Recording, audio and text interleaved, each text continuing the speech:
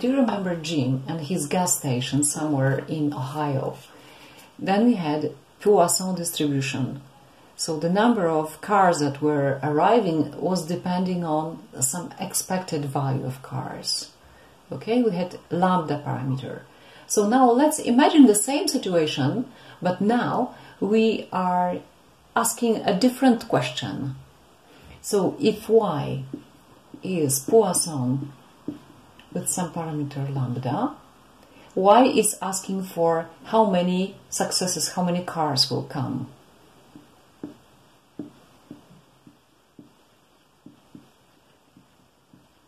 How many cars will come in some interval of time. Now, we pose another question. When will the next come? When will the next come? How long do we wait for it next? So it's the same situation as with driving licenses, that we are not interested in many successes. We are interested just in one that is to appear. Okay, so x when the next comes. So x has exactly exponential distribution, okay, given by such a funny formula. Let me show you. Now t stands for time. Usually it can be time between it can be time that we need to next radioactive particle to appear or something like that. Now it has exponential decrease, just like in radioactive substances. Okay? So maybe an example will explain the thing. Before we give you an example, let me give expected value of this random variable is 1 over lambda, and variance is 1 over lambda squared. I will not be proving it. It requires some calculations and calculus, so some integration from plus to minus infinity. Well, let's omit it. Let's just accept those formula as they are. Okay, example. Supposing we have 5 cars per hour. This is how much we expect. But we have just one car has just left. And we want to know the probability that the next client will come not later than in 1/2 hour. So find probability that next will come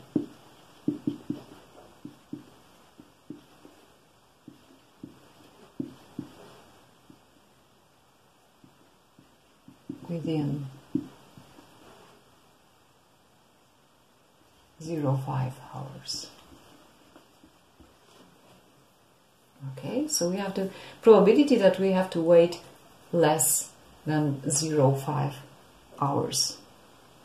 So our random variable is exponential with lambda equal 5.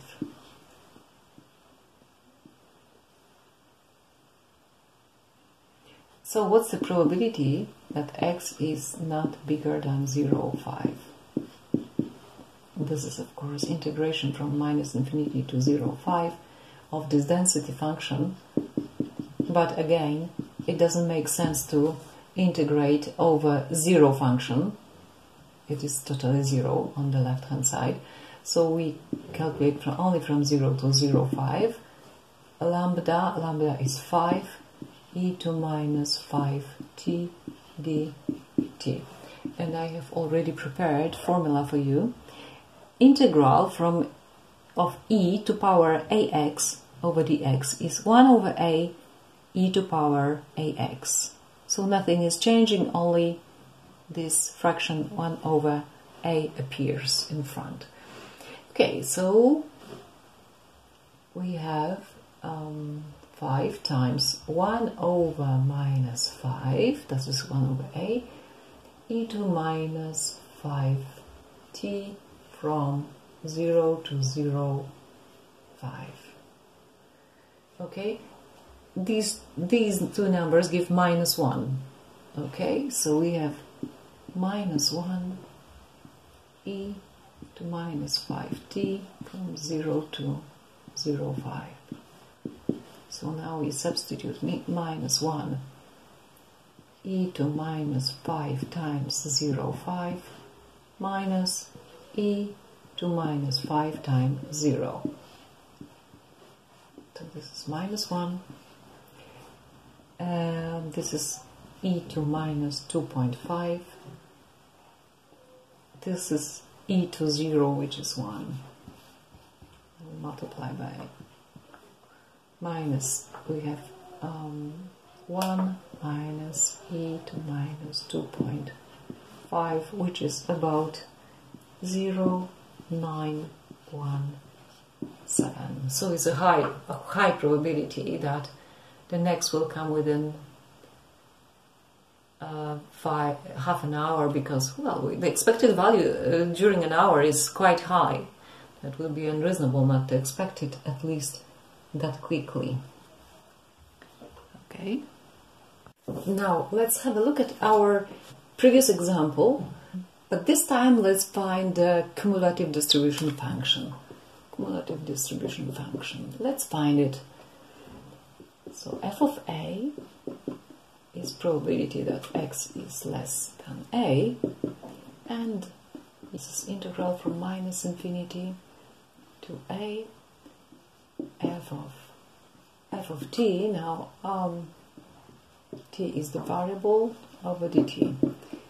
Okay, so we have, now it doesn't make sense to find the integral over the area where the density function is totally 0, so we can start from 0 to a lambda e to minus lambda t dt. Okay, so what's the value of this integral? We can guess that it's minus e to minus lambda t from 0 to a. In order to get rid of minus, we can swap the limits. So we swap the limits, so we have e to minus lambda t from a to 0. Now we substitute upper limits, so we have e to minus lambda times 0 minus e to minus lambda a.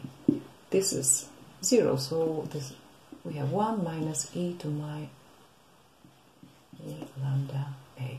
So finally, in case of exponential random variable, the cumulative distribution function is equal to 1 minus e to minus lambda a. If x is exponential with parameter lambda. So in our previous case, probability that x is less than 0.5 means cumulative function on 0.5. So we substitute here 1 minus e to minus 5, our lambda was 5, times 0.5, so we obtain 1 minus e to minus 2.5, resulting in the same number. It is much faster. So once again, believe me, it's good to have cumulative distribution function, especially for continuous random variables. Another continuous distribution, which is important from the point of view of insurance mathematics, so it's used for modeling some phenomena connected with insurances, is the so-called gamma distribution. This is Greek letter gamma, big gamma.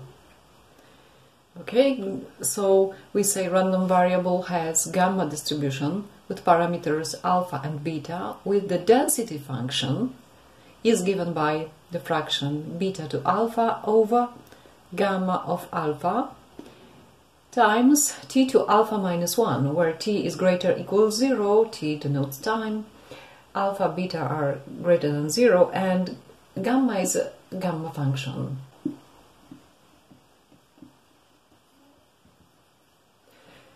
What is the expected value? It's alpha over beta, and variance of this random variable is alpha over beta squared. But this function is quite ugly. We shall not be dwelling on it.